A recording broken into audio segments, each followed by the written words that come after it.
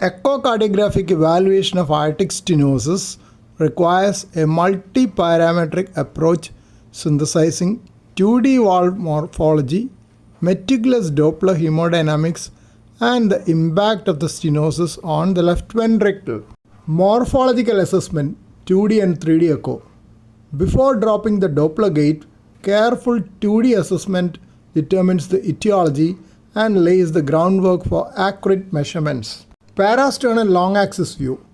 Assess for restricted systolic opening, leaflet thickening and calcification. This view is critical for measuring the left ventricular outflow tract diameter, which must be measured in mid-systole, inner edge to inner edge, 0.5 to 1 cm proximal to the valve annulus. Parasternal short axis identifies leaflet morphology, bicuspid versus tricuspid versus unicuspid, though heavy calcification can obscure the commissures. Hemodynamic quantification by Doppler. The core of AS grading relies on precise Doppler interrogations. Multiple acoustic windows, apical, right parasternal, suprasternal, must be interrogated with a dedicated non-imaging continuous wave probe to ensure alignment parallel to the highest velocity jet. The continuity equation. Calculation of aortic valve area relies on the conservation of mass principle, assuming stroke volume at the LVOT equals stroke volume at the aortic valve. Aortic valve area is equal to cross-sectional area of the LVOT multiplied by velocity time integral of LVOT whole divided by velocity time integral of aortic valve.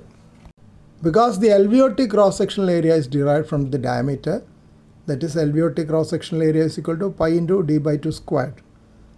LVOT diameter is squared in the equation.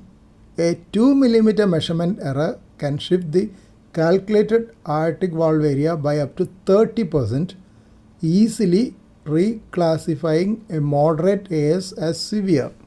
Dimensionless index velocity ratio. When LVOT diameter cannot be measured accurately, the velocity ratio removes the spatial dimension and isolates the hemodynamic step-up. Dimensional index can be the ratio of LVOT Vmax to aortic valve Vmax or LVOT VTI to aortic valve VTI, that is velocity time integral. A value of less than 0.25 strongly suggests severe AS regardless of the LVOT measurement. Diagnostic criteria for severe AS. According to standard ASC EACVI guidelines, the combination of the following criteria defines severe high gradient aortic stenosis in the presence of normal LV function. Vmax 3 to 3.9 meter per second for moderate, 4 meter per second or more for severe AS. Mean gradient 20 to 39 for moderate, 40 millimeters of mercury or more for severe AS.